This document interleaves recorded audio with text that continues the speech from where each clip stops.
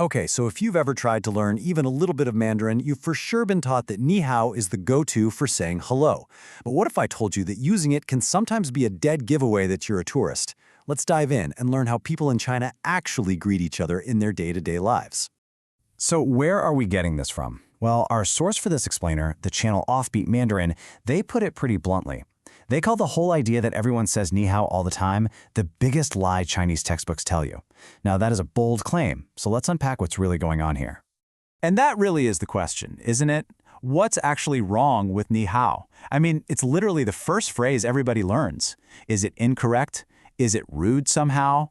Well, the answer is a little more complicated than a simple yes or no. All right, here's the deal. Ni hao isn't wrong. Not at all. It's just really formal. It's very polite, and honestly, it's kind of plain for most of your everyday conversations. It definitely has a specific time and place. This right here really breaks it down. You know, in the textbook world, ni hao is presented as this one-size-fits-all greeting. But in the real world, it's almost exclusively saved for people you are meeting for the very first time. Think business meetings or meeting your partner's grandparents. Exactly. If you said ni hao to a friend you see every day, it would just feel weird. Our source puts it perfectly. It's like you're announcing, I am a Duolingo owl in human form. It just sounds a little robotic and totally out of place. Okay, so if we're not supposed to use ni hao all the time, then what do we say? Let's get into the good stuff, the phrases you'll actually hear on the street, in the office, and with friends. These are going to be your new go-to greetings. First up is zao. It literally means early, but it's the standard, super common way to say good morning. Now, the full phrase is zao shang hao, but our source points out that real pros just save some breath and say zao. It's just like how in English we say morning instead of the full good morning. So think of this as your user manual. You use zao in the morning with pretty much anyone you're friendly with. Your barista, your roommate, even that person you always see in the elevator. It's the perfect, low-effort way to be polite and break that awkward silence. And just a quick funny note on this. Timing is everything. As our source jokes, if you say wan shang hao or good evening at midnight, people are going to think you're either a vampire or a programmer. Hey, no judgment either way, but it just goes to show how time-specific these greetings can be. Okay, next up we have something that's more of a formula than a single word. You just say ah, and then add a person's name. So for Leo, it would be ah Leo. It's a super casual and affectionate way to get a friend's attention, kind of like a friendly verbal tap on the shoulder. And this is the perfect way to think about it. Ah ya isn't a formal hello, Leo.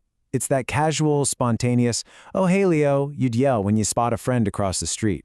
It's warm, it's informal, and it sounds completely natural. Now for a classic, and this one really gets to the heart of Chinese culture. It's qi le ma. Literally, this translates to, have you eaten?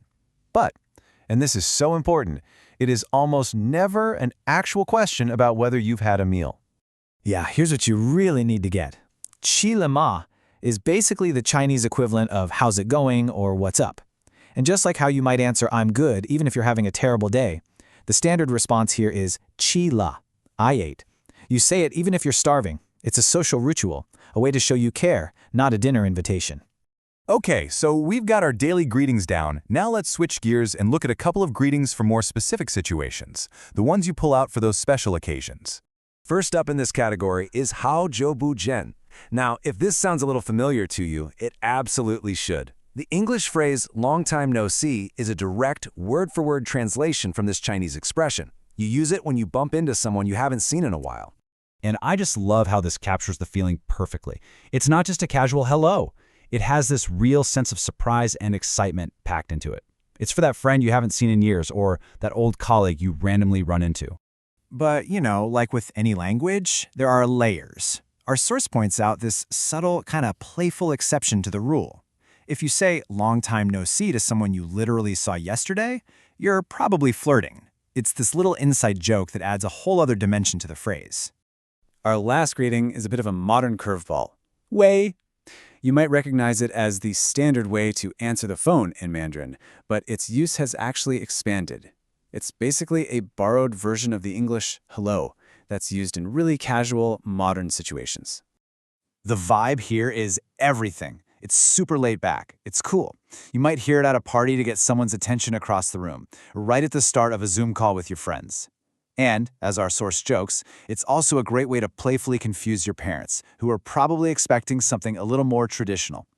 And our source just nails the feeling of using way in a conversation with this one.